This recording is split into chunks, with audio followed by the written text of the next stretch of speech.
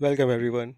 I am a teaching buddy, Sudhir Singh, and today we are going to read a chapter, Our Rights and Duties.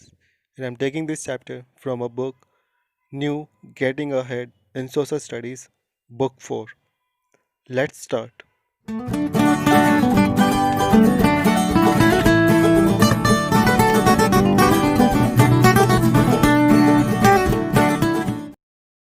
Okay, तो आज का chapter है Our Rights and Duties और first heading है और constitution. तो चलिए start करते हैं। Our country was ruled by the British for almost 200 years. मतलब कहने का है कि ब्रिटिश ने हमारी कंट्री पर लगभग 200 सालों तक राज किया है। ठीक है, रूल्ड बाय मतलब रूल करना मतलब राज करना। जो ब्रिटिश ने हमारी कंट्री पर लगभग 200 साल तक रूल किया है मतलब राज किया है। After a long and hard struggle India got its independence from the British on 15 अगस्त 1947। काफ़ी लंबे और हार्ड स्ट्रगल के बाद मतलब काफ़ी लड़ाइयों के बाद ब्रिटिश के साथ हमारे जो स्वतंत्रता सेनानी थे, जो हमारे फ्रीडम फाइटर थे, वो ब्रिटिश के साथ काफ़ी मतलब लड़ाइयाँ की, काफ़ी स्ट्रगल किया। उसके बाद जाकर हमारा जो देश है 15 अगस्त 1947 में ब्रिटिश के रूल से आज़ाद हो गया था। ठीक है, our leaders got together to form a government. मतलब कहने क्या है कि जब हमारे देश को आज़ादी मिल गई तो हमारे जो भी लीडर्स थे, जो भी उस टाइम के जो बड़े बड़े लोग जो थे, जो लीडर्स थे, जो मेन फेस थे, उन सब ने मिलकर हमारी कंट्री के लिए क्या बनाया, एक गवर्नमेंट बनाया। ठीक है, एक सरकार बनाई गई। आर लीडर्स गॉट टुगेदर, वो सब एक साथ मिलकर आए और उन्होंने क्या बनाया, एक सरकार बनाया to form a government. One of the first thing they did was to make a set of rules. ठीक है, और उन्होंने जब एक सरकार बनाई, उन्होंने जब एक गवर्नमेंट बनाया तो उन्होंने सबसे पहले क्या बनाया, सेट ऑफ रूल्स बनाया, मतलब कुछ नियम और कानून बनाए इस देश के लिए। ठीक है, based on which the government would run, और जिसके आधार पे, जिस नियम के अनुसार जो जो गवर्नमेंट जो बनी थी वो क्या करेगी, वो काम करेगी इंडिया में। मतलब क्या हुआ कहने का कि आज से 200 साल पहले ब्रिटिश क्या हमारी कंट्री पे राज करते थे, और हमारे जो लीडर्स थे उन्होंने मतलब काफ़ी स्ट्रगल किया, काफ़ी हार्ड स्ट्रगल किया ब्रिटिश से इस कंट्री को आज़ाद कराने के लिए। और हमारी कंट्री 15 अगस्त 1947 में जाकर ब्रिटिश से आज़ाद हो गई थी। और जब हमारी कंट्री आज़ाद हुई तो जो भी हमारे लीडर्स थे उस टाइम के, उन्होंने क्या किया, वो सब मिलकर उन्होंने एक गवर्नमेंट बनाया। ठीक है, टू फॉर्म अ गवर्नमेंट। अब गवर्नमेंट तो बन गया, लेकिन वो गवर्नमेंट काम कैसे करेगा, इसके लिए उन लीडर्स ने कुछ सेट ऑफ रूल्स बनाए, सेट ऑफ रूल्स, कुछ नियम और कानून बनाए, जिसके आधार पे based on which the government would run, जो गवर्नमेंट उस टाइम की जो बनी थी वो क्या करेगी, काम करेगी। वो रन का मतलब काम करना। ठीक है, जैसे कि हमारे स्कूल होते हैं, पहले हमारे प्रिंसिपल होंगे, उन्होंने क्या किया, एक स्कूल बना दिया। स्कूल बनाने के बाद तीन चार उन्होंने टीचर्स रख लिए होंगे, फिर उस टीचर के साथ उन्होंने मिलकर एक रूल बनाया होंगे, इतने बजे स्कूल खोलेंगे, इतने बजे स्कूल बंद करेंगे, इतने बजे रिसेस होगा, इतने सब्जेक्ट्स होंगे, इतने इतने देर के क्लास के सब्जेक्ट होंगे। क्लास 1 में बच्चे इतने सब्जेक्ट पढ़ेंगे, क्लास 10th में बच्चे इतने सब्जेक्ट पढ़ेंगे। ठीक है, तो ये क्या था, एक सेट ऑफ रूल जिस तरह बनाते हैं हम लोग एक स्कूल को खोलने के लिए, उसी तरह जब हमारा देश आज़ाद हुआ तो लीडर्स ने भी क्या किया कि कुछ सेट ऑफ रूल्स बनाया कि अगर कोई गलती करेगा तो उसे क्या सज़ा मिलेगी, अगर कोई गलती नहीं करेगा तो उसे क्या सज़ा नहीं मिलेगी। और अगर हम गवर्नमेंट हैं, हम खुद सरकार हैं, तो हमें मतलब गवर्नमेंट को कैसे रन कराना है। ठीक है, ताकि सबके साथ इक्वालिटी वाली बात हो, किसी के साथ भेदभाव ना हो। तो उन चीज़ों के लिए जो गवर्नमेंट थे उस टाइम के, उन्होंने क्या एक सेट ऑफ रूल्स बनाया था। ठीक है, this set of rules is known as our constitution. और उसी सेट ऑफ रूल्स को, वो जो सेट ऑफ रूल्स बना था, उसी सेट ऑफ रूल्स को क्या कहा गया, हमारा कॉन्स्टिट्यूशन कहा गया था। ठीक है, the constitution was accepted on 26 जनवरी 1950। ये ध्यान रखिएगा कि रूल तो बना दिया गया था, ठीक है। जैसे सरकार रूल तो बना देती है, लेकिन क्या वो उनके रूल बनाते ही हम लोग एक्सेप्ट कर लेते हैं तुरंत? नहीं, हम लोग कहीं न कहीं कहते हैं नहीं, इस रूल में ये बदलाव आना चाहिए, इस रूल में ये चेंजेस होने चाहिए। जैसे अभी किसान बिल था, ठीक है? उन्होंने कुछ रूल बना दिया, लेकिन किसान को मतलब वो रूल सही नहीं लगा, तो उन्होंने प्रोटेस्ट स्टार्ट कर दिए। उसी तरह उस टाइम पे भी था कि जो गवर्नमेंट ने जो रूल बनाया था, जो सेट ऑफ रूल बनाया था, जो कॉन्स्टिट्यूशन बनाया था, ठीक है? उस कॉन्स्टिट्यूशन को लेके काफ़ी थोड़ी डिस्कशन चली थी कि क्या चीज़ इसमें इस रूल में होना चाहिए और क्या चीज़ इसमें निकाल देना चाहिए, ठीक है। और जब फाइनली वो डिस्कशन पूरा कंप्लीट हो गया, सारे लीडर्स ने उसको डिस्कस कर लिया, तो वो जो कॉन्स्टिट्यूशन बना, कॉन्स्टिट्यूशन मतलब वो जो सेट ऑफ रूल्स बना, ठीक है, उस सेट ऑफ रूल्स को फिर एक्सेप्ट किया गया कि हाँ चलो, ये जो रूल है इसके हिसाब से अब हम लोग काम करेंगे।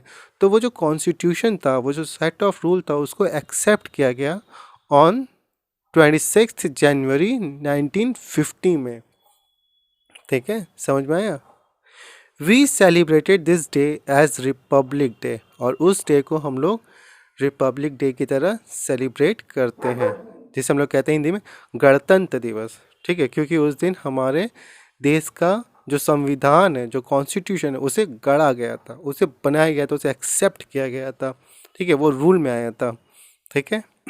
तो इसलिए हम लोग उसको रिपब्लिक डे सेलिब्रेट करते हैं ऑन 26 जनवरी, ठीक। तो ये याद रखिएगा कि जो हमारा कॉन्स्टिट्यूशन है उसे एक्सेप्ट कब किया गया था, उसे एक्सेप्ट किया गया था 26 जनवरी 1950 को, ठीक है। और constitution lays down some important guiding principle that have to be followed by the leaders of our nation. Our constitution lays down some important guiding principle, हमारे जो कॉन्स्टिट्यूशन है उसमें बहुत सारे, कुछ या फिर बहुत सारे जो क्या है इम्पॉर्टेंट गाइडिंग प्रिंसिपल हैं। कुछ प्रिंसिपल मतलब कैसा कह सकते हैं, कुछ नियम कानून है, कुछ संविधानें हैं, ठीक है, जिनके आधार पे ही, जिनके बेसिस पे ही वो लीडर्स को वो काम करना है, ठीक है, फिक्स प्रिंसिपल है। उस फिक्स प्रिंसिपल पे ही वो, अगर वो लीडर काम करेंगे तभी वो इस देश के लीडर कहलाएंगे, वरना उनको लीडरशिप से हटा दिया जाएगा, ठीक है। और जो कॉन्स्टिट्यूशन में जो रूल्स बने थे, अब ऐसा नहीं है कि सिर्फ लीडर्स के लिए बने थे, वो कॉमन लोग के लिए नहीं बने थे, नहीं, वो सबके लिए बने थे। इस देश में रहने वाला जो आम नागरिक है, जो कॉमन लोग हैं, कॉमन पीपल जो हैं, और जो लीडर्स हैं, उन सब के लिए कुछ ना कुछ सेट ऑफ रूल्स बने थे, ठीक है। जैसे हमारे लिए, हम आम आदमी हैं, तो हमारे कुछ सेट ऑफ रूल्स बने हैं कि अगर हम इस देश के नागरिक हैं, we are the people of this country, तो हमको कुछ वो रूल फॉलो करने पड़ेंगे, ठीक है। अब जो लीडर थे, ऐसा नहीं कि वो हमारे लीडर हैं तो ऐसा नहीं कि उनके लिए कोई रूल नहीं होगा, कोई नियम नहीं होगा, उनके लिए भी रूल और कानून जो हमारे कॉन्स्टिट्यूशन है उसमें लिखा गया है, ठीक है। और जिस तरह हम आम जनता अपने देश के जो कानून को फॉलो करते हैं, इसी तरह जो हमारे लीडर्स हैं उनको भी जो हमारे कॉन्स्टिट्यूशन में जो रूल्स लिखे गए हैं, जो रूल्स एंड रेगुलेशन लिखे गए हैं, उनको वो फॉलो करना पड़ता है, ठीक है। इसमें यहाँ पे वही लिखा है, क्या कह रहा है, और constitution lays down some important guiding principles that have to be followed by the leaders of our nations, ठीक है। हमारे जो नेशन के जो लीडर हैं उनको फॉलो ही करना पड़ेगा, that have to be followed, ठीक है। द प्रीएम्बल और introduction to our constitution describe India as a democratic, socialist, secular and republic, ठीक है। मतलब कहने का क्या है कि जो प्रीएम्बल और जो इंट्रोडक्शन है, प्रीएम्बल या फिर हम कहते हैं जो इंट्रोडक्शन है, इंट्रोडक्शन ऑफ द कॉन्स्टिट्यूशन, जो हमारे कॉन्स्टिट्यूशन का जो इंट्रोडक्शन है, ठीक है, उसमें इंडिया को कैसा डिस्क्राइब किया गया है, ठीक है। अच्छा, इंट्रोडक्शन मतलब समझते हैं ना, जैसे कि हर बुक से पहले एक पेज होता है जिसमें इंट्रोडक्शन लिखा होता है कि वो जो बुक है उसके मतलब उसका क्या है, किस बारे में है, ठीक है, उसे किसने लिखा है। उसी तरह हमारा जो कॉन्स्टिट्यूशन है उसका भी एक इंट्रोडक्शन पेज है, ठीक है। और उस इंट्रोडक्शन पेज में इंडिया को कैसे डिस्क्राइब किया गया है, इंडिया को डिस्क्राइब किया गया है India as a democratic, sorry कहाँ चला गया, हाँ, India as a democratic, socialist, secular and republic country, ठीक है। इंडिया एक डेमोक्रेटिक कंट्री है, सोशलिस्ट कंट्री है, सेक्युलर कंट्री है और रिपब्लिक कंट्री है, ठीक है। What does this mean? अच्छा, ये जो हमने कहा कि इंडिया एक डेमोक्रेटिक है, सोशलिस्ट है, सेक्युलर है और रिपब्लिक है, इन सब का मतलब क्या है? तो आइए इन सब वर्ड्स का मतलब देखते हैं। सबसे पहला वर्ड हमने पढ़ा डेमोक्रेटिक, ठीक है? तो डेमोक्रेटिक का मतलब क्या होता है? This means that all the people of the country will choose or elect leaders who would from the government who would form the from नहीं who would form the government, ठीक है? मतलब कहने का क्या है? This means that all the people of the country, मतलब इसका कहने का मतलब कि इस कंट्री के जितने भी लोग हैं, इस कंट्री में रहने वाले जितने भी लोग हैं, इस देश के जितने भी नागरिक हैं, उन सब के पास क्या है? पावर है कि वो अपनी मर्जी से अपना जो लीडर है उसको चूज़ कर सके, उसको वो इलेक्ट कर सके, ताकि वो आदमी लीडर बन के एक गवर्नमेंट बना दे और उस गवर्नमेंट से वो हमारे देश के लिए कुछ काम करें, ठीक है? यहाँ पे लिखा है ना कि this means that all the people of the country will choose or elect leaders, ठीक है? डेमोक्रेटिक कहने का मतलब है कि इस कंट्री में जो आम जनता है उनके पास ये पावर है, ये फ्रीडम है कि वो अपने लिए अपना लीडर चूज़ कर सकते हैं, उसको इलेक्ट कर सकते हैं टू फॉर्म द गवर्नमेंट बनाने के लिए, ठीक है? This kind of government is known as a democracy. और इस टाइप के गवर्नमेंट को हम लोग क्या कहते हैं? डेमोक्रेसी कहते हैं, ठीक है? इसलिए कहते हैं कि इंडिया क्या है? एक डेमोक्रेटिक कंट्री है। डेमोक्रेटिक करने का मतलब है कि यहाँ के लोगों को, यहाँ के जो नागरिक है, जो इंडियंस हैं, उनको क्या है? पावर है, उनको फ्रीडम है कि वो अपने लिए अपना लीडर खुद से वो चूज़ कर सके, इलेक्ट कर सके, ठीक है? इसीलिए हम लोग क्या कहते हैं? India is a democratic country, ठीक है? समझ में आ गया डेमोक्रेटिक या डेमोक्रेसी का मतलब क्या होता है, ठीक? Thus our country is no longer ruled by king, ठीक है? और इससे क्या होता है कि हमारा जो कंट्री है वो किसी भी राजा से द्वारा रूल नहीं किया जाता है, ठीक है? राजा ऐसा नहीं कि राजा अपने मन से नियम बनाएगा, और राजा ऐसा नहीं कि जो राजा का बेटा है वही राजा बन जा रहा है, नहीं नहीं, ऐसा नहीं। डेमोक्रेटिक कंट्री का मतलब यही तो फ़ायदा है कि राजा का बेटा राजा नहीं बनता है, ठीक है? राजा वो बनता है जिसे हम लोग चाहते हैं, जिसे हम लोग चूज़ करते हैं, वही जाके वो राजा बनता है, ठीक है? If the people are not happy with their elected leaders, they can be removed from their post. अब ऐसा भी नहीं है कि हमने मान लीजिए किसी इंसान को अच्छा मान के उसको चूज़ कर लिया, उसको इलेक्ट कर दिया कि ये हमारा लीडर बनेगा, और जब वो कल को लीडर बन गया तो उसने कोई भी अच्छा काम नहीं किया हम लोग के लिए, तो वो फिर भी लीडर बना रहेगा ना? एकदम ऐसा नहीं है, ठीक है? मतलब कहने का ये है कि अगर हम लोग किसी को लीडर बना सकते हैं तो किसी को उसके लीडर के पोस्ट से हटा भी सकते हैं। समझ में आ रहा है? यहाँ पे लिखा हुआ है, क्या लिखा हुआ है कि if the people are not happy, अगर जो पीपल है वो खुश नहीं है किससे? विद द इलेक्टेड लीडर्स, जिस लीडर को उन्होंने इलेक्ट किया था, जिस लीडर को उन्होंने चूज़ किया था, अगर वहाँ की जनता उससे खुश नहीं है तो वो क्या करेंगे? दे कैन बी रिमूव्ड, तो उन लीडर को क्या करेंगे? रिमूव कर दिया जाएगा फ्रॉम देयर पोस्ट से। उनके जो राजगद्दी है, उनके जो पोस्ट है, उनसे क्या कर दिया जाएगा? उनको रिमूव कर दिया जाएगा। समझ में आ रहा है? ये होता है पावर डेमोक्रेटिक का, ठीक है? कि वहाँ के आम जनता के पास पावर होता है अपनी मर्जी से अपना लीडर चुनने का, ठीक है? तो ये पूरा मतलब था आपका डेमोक्रेटिक का। अब आते हैं हमारा नेक्स्ट क्या था? सोशलिस्ट, ठीक? सोशलिस्ट। इंडिया को डेमोक्रेटिक कंट्री क्यों कहा जाता है और डेमोक्रेटिक का मतलब क्या होता है, समझ में आ गया? अब इंडिया को सोशलिस्ट कंट्री क्यों कहा जाता है और सोशलिस्ट का मतलब क्या होता है, आइए देखते हैं। This means that all the people in the country will be treated as equal. Socialist कहने का मतलब ये है कि जितने भी लोग इस कंट्री में रहते हैं, इस देश में रहते हैं, उन सबको कैसे ट्रीट किया जाता है? इक्वल ट्रीट किया जाता है, ठीक है? मतलब कोई अमीर कोई गरीब नहीं, कोई गोरा कोई काला नहीं, कोई लोअर कास्ट कोई अपर कास्ट नहीं, कोई हिंदू कोई मुस्लिम नहीं, सब इक्वल है, ठीक है? The government will not differentiate between people on the basis of their caste, region और इन एनी अदर वे, ठीक है? मतलब कहने क्या है कि the government will not differentiate, जो हमारी सरकार जो है, ठीक है, जो पावर में जो लोग ऊपर बैठे हैं, जो लीडर्स हैं, ठीक है, उनको ज़रा सा भी ये अलाउ नहीं है कि वो हमारे कंट्री में, ठीक है, किसी को भी किसी के कास्ट, रिलीजन या फिर उसके किसी भी तरीके से वो उसमें क्या कर डिफ्रेंशिएट कर सके, ठीक है। किसी भी गवर्नमेंट को ये अलाउ नहीं है इंडिया के अंदर, ठीक। This is known as the principle of socialism, और यही इसी को ही हम लोग क्या कहते हैं, प्रिंसिपल ऑफ सोशलिज्म कहते हैं, ठीक है। समझ में आया? तो प्रिंसिपल ऑफ सोशलिज्म क्या हुआ कि you are not suppose to differentiate between the people on the basis of their caste, religion और इन एनी अदर वेज। यही क्या है, सोशलिज्म का प्रिंसिपल है। समझ में आया? प्रिंसिपल मतलब उसका क्या है, अरे प्रिंसिपल मतलब एग्जैक्ट वर्ड नहीं आ रहा है, वही उसका क्या है, मतलब इतना जानिए वही उनका रूल है, ठीक है। एक एक वर्ड होता है प्रिंसिपल का, मतलब उसका मुझे एक्चुअली याद नहीं आ रहा अभी, पर इतना जान लीजिए प्रिंसिपल का मतलब क्या है, वह सिद्धांत। याद आ गया, प्रिंसिपल का मतलब सिद्धांत। सोशलिज्म का क्या सिद्धांत है?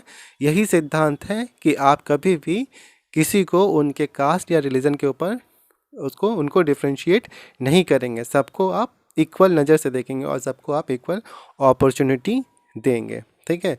और यही इंडिया में होता है, इसलिए इंडिया को हम लोग क्या कहते हैं, India is a socialist country. यहाँ पे सारे धर्म को, सारे कास्ट को, सारे रिलीजन को, चाहे वो अमीर हो गरीब हो कोई हो, सबको हम लोग इक्वली ही ट्रीट करते हैं, ठीक। चलिए अब नेक्स्ट आता है secular. India is a secular country, ठीक है। अब इसका मतलब क्या होता है? This means that all people in the country would be free to follow whatever religion they want.